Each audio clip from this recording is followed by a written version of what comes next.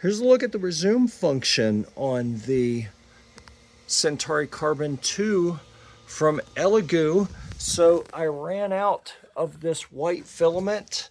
I had this sample pack of some Elegoo Rapid PLA Plus. I don't even have a spool for it. So I put it on here and you can see it's pulling and it seems to be feeding okay so far.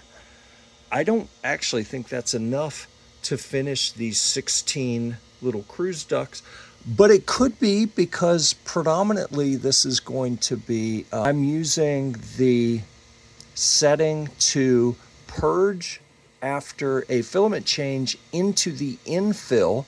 So you can see that's why the duct heads are filled with the orange red, is because when we print the duct bill with that and then it switches back to white, it purges all of that into the inside. So actually that potentially could be enough to finish.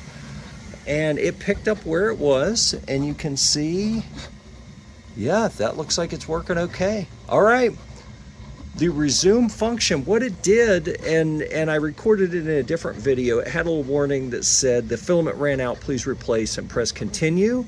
So I fed some new filament into the canvas system. It grabbed it, sucked it in, and then it told me it was ready to go, and it took off and now has resumed printing on its own.